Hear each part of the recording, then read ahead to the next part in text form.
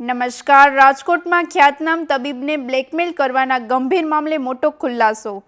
અંગત પળોના ફોટા અને વિડીયો વાયરલ કરવાની ધમકી આપી ખંડણી માંગનાર કથિત પત્રકારો અને બ્લેકમેલ કરતા અન્ય તબીબ સહિત કુલ 12 લોકો વિરુદ્ધ સાયબર ક્રાઇમ પોલીસે ગુનો નોંધ્યો.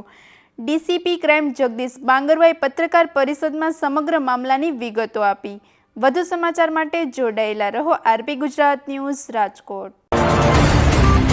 આજે સાયબર ક્રાઇમ પોલીસ સ્ટેશન ખાતે બીએનએસની કલમ 308(5), 308(4), 351(2), 356(3), 61 અને આઈટી એક્ટની કલમ 66E, 67 મુજબ એક ગુનો દાખલ કરવામાં આવેલ છે. આ ગુનાની હકીકત એવી છે કે એમાં ફરિયાદીના ક્લિનિકમાં એક કમલ નાઢા, જે પોતે પણ BAMS ડૉક્ટર છે, એના દ્વારા એક બલ્બ હોલ્ડરના રૂપમાં સ્પાઈ કેમેરો ફિટ કરવામાં આવેલ હતો અને તેઓના અંગત પળોના ફૂટેજ રેકોર્ડ કરી અમુક મીડિયા કર્મીઓ સાથે શેર કરી અને એને ડૉક્ટરને બ્લેકમેલ કરવામાં આવેલ હતો અને બ્લેકમેલ કરી એમના પાસેથી 25 લાખ જેવી ખંડણીની માંગણી કરવામાં આવેલ હતી અને 50,000 રૂપિયા સ્વીકારવામાં આવેલ હતા.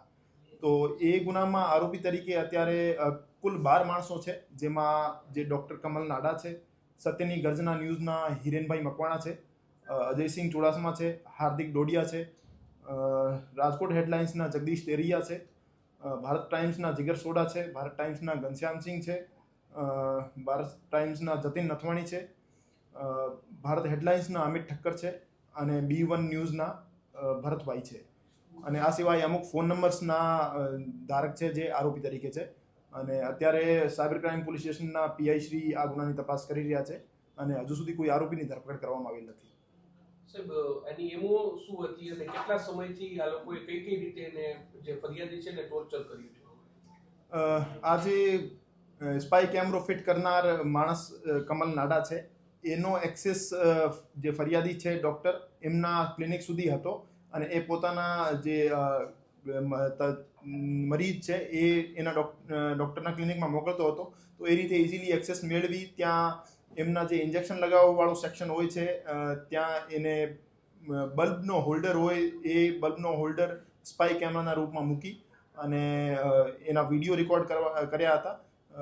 એવું જાણવા મળ્યું છે કે આરોપી પાસે કુલ 3,000 થી 4,000 જેવા વિડીયો છે, જેમાં ડૉક્ટરના અંગત પળોના વિડીયો તો છે જ, બાકી મરીઝોના પણ જે ઇન્જેક્શન લગાવતા અને ઓબ્જેક્શનેબલ વિડીયો છે એ બાબતે પણ વધારાની તપાસ કરવામાં આવશે.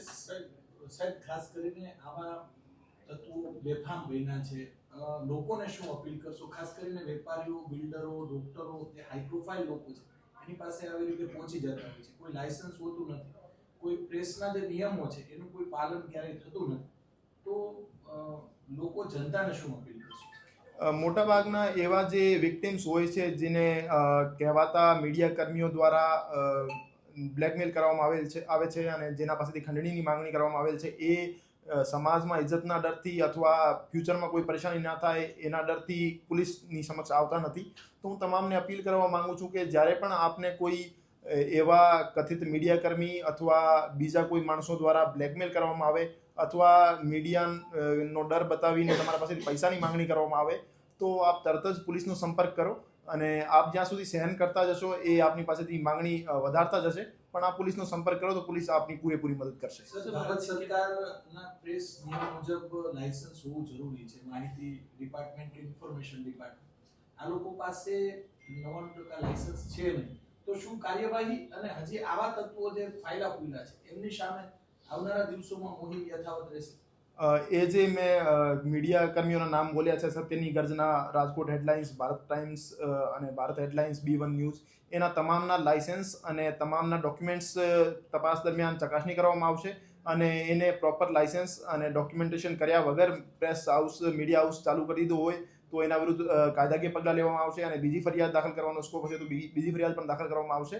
અને હું તમામ જનતાને અપીલ કરવા માંગુ છું કે આપને ધ્યાનમાં એવા કોઈ મીડિયા કર્મી આવે, જैसे અમુક સમય પહેલા અમારા ધ્યાનમાં આવ્યો હતો કે એક 3 મર્ડરના આરોપી હતો, એ એક XYZ ન્યૂઝ નામથી એક ન્યૂઝ ચલાવતા હતા અને લોકોને બ્લેકમેલ કરતા હતા, તો એની પણ કમ્પ્લેન અમને મળી હતી. એ જ રીતે આપને કોઈ બ્લેકમેલ કરતો હોય તો આપ તરત જ રાજકોટ ક્રાઇમ બ્રાન્ચ યા રાજકોટ શહેર પોલીસનો સંપર્ક કરો, જેથી અમે કાયદાકીય પગલાં લઈ શકીએ. ખાસ કરીને જે આપ જે વિરુદ્ધ ગુનો દાખલ થયા છે, ભૂતકાળમાં પણ કોઈની વિરુદ્ધ ગુના આ પ્રકારના દાખલ થયા છે, એવું કોઈ સામે આવ્યું છે સર? અમે આની પહેલા પણ એક સરકારી કર્મચારીની ફરિયાદ લઈને મીડિયા કર્મી વિરુદ્ધ ગુનો દાખલ કર્યો હતો. એ જે આરોપીઓ છે એના ગુનાહિત ઇતિહાસ છે કે કેમ એ બાબતની ચકાસણી તપાસ દરમિયાન કરવામાં આવશે અને હજુ સુધી અમારી પાસે એવી કોઈ માહિતી સરકારી જે કચેરીઓ હોય છે એની અંદર પહોંચી જતા હોય છે કાર્ડ લઈને, લાયસન્સ કઈ હોતું નથી, તો અધિકારીઓને પણ આપ શું કહેશો? સરકારી કચેરીઓમાં પણ જે અરજદાર આવતા હોય છે એમને ગુમરાહ કરવા માટે એ જે કહેવાતા પત્રકાર છે એ કુખ્યાત છે. તો હું તમામ સરકારી કચેરીઓમાં જે એવા પત્રકાર લોકોને, માણસોને અથવા સરકારી અધિકારીઓને બ્લેકમેલ કરતા હોય, હેરાન કરતા હોય, એને પણ તરત જ પોલીસનો સંપર્ક કરવા માટે હું અપીલ કરું છું. અને કોઈ આરટીઆઈના નામે પણ એમને બ્લેકમેલ કરતો હોય અથવા મીડિયાના નામે પણ બ્લેકમેલ કરતો હોય અથવા ખંડણીની માંગણી કરતો હોય તો આપ તરત જ પોલીસનો સંપર્ક કરો. અને જે આપે પૂછ્યો, જૂન 2024થી આ દિન સુધી ફરિયાદીને લગાતાર ધાક ધમકી અને એક્સટોર્શનની એમની ડિમાન્ડ ચાલુ હતી અને 25 લાખ રૂપિયાની માંગણી એમના પાસેથી કરવામાં આવેલ હતી. અને એ વિડીયો જે છે 2023ના આજુબાજુમાં રેકોર્ડ થયેલા છે અને એના પછી એને મીડિયા કર્મીઓ સાથે શેર કરી અને ડૉક્ટરને બ્લેકમેલ કરવાનું શરૂ કર્યું હતું. સર, આ વિડીયોનો કે બીજી જગ્યાએ ઉપયોગ કરવામાં આવતો અથવા વેચવામાં આવતો એવું કંઈ સામે આવ્યું છે ખરા? હજુ સુધી પોલીસ પાસે એવી કોઈ માહિતી નથી કે મીડિયા જે વિડીયો છે વિડીયોને કોઈ બીજા પ્લેટફોર્મ ઉપર શેર કર્યા હોય અથવા વેચ્યા હોય. પણ તપાસ દરમિયાન એવું કોઈ સામે આવશે તો એમાં યોગ્ય કલમો જે સર્ક્યુલેશનની લાગતી હશે એ પણ ઇન્વોક કરવામાં આવશે અને કડક પગલાં લેવામાં આવશે. જે ડોક્ટર છે, ડોક્ટરનો શું રોલ છે? એને સ્પાય કેમેરો ફિટ કર્યો તો એને કોઈ દુશ્મની હતી ડોક્ટર સાથે, શું હકીકત છે એમાં? પ્રથમ દ્રષ્ટિએ એવું જાણવા મળ્યું છે કે જે આરોપી કમલ નાડા છે એ જે ફરિયાદી છે, ફરિયાદીના બીજા ક્લિનિકમાં એમનો એક્સેસ હતો અને ત્યાં કામ કરતા લેડી ડૉક્ટર સાથે એમનો એકતરફી પ્રેમ હતો અને એના કારણે એને એમનો સ્પાય કેમેરો મૂક્યો હતો. પછી એની દાનત બગડી અને એવા વિડીયોઝ એમની પાસ આવ્યા તો એને ખંડણી માંગવાનું શરૂ કર્યું. સર, જે આ કહેવાતા પત્રકારો છે એમના વિરુદ્ધ ગુના તો આપ નોંધો છો, પણ એના જે સોશિયલ મીડિયામાં પેજ હોય છે એ પેજ ડિલીટ કરવામાં આવશે સર?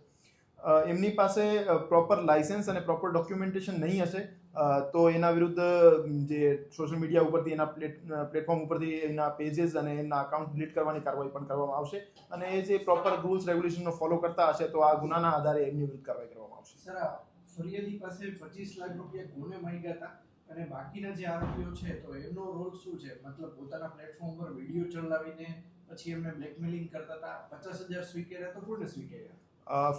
ફરિયાદીએ અમને ફરિયાદમાં આખું વિગતવાર જણાવ્યું છે કે એને કેટલા કોલ કયા માણસ પાસેથી આવેલ હતા અને એ જે તમામ નામ જે એમને જણાવ્યા છે એમના યા તો એમના પોતે દ્વારા યા એમના કોઈ એજન્ટ દ્વારા ફરિયાદી પાસેથી માંગણી કરવામાં આવેલ હતી અને એના આધારે જ અમે આરોપીઓ તરીકે એમના નામ લીધા છે. તેમ છતાં અમે તપાસ કરીશું અને જેનો રોલ નહીં આવતું હશે યા જેના વિરુદ્ધ પુરાવા નહીં હશે એના વિરુદ્ધ કાર્યવાહી નહીં કરીશું, પણ જેના વિરુદ્ધ પુરાવા મળશે એના વિરુદ્ધ કડક પગલાં લઈશું.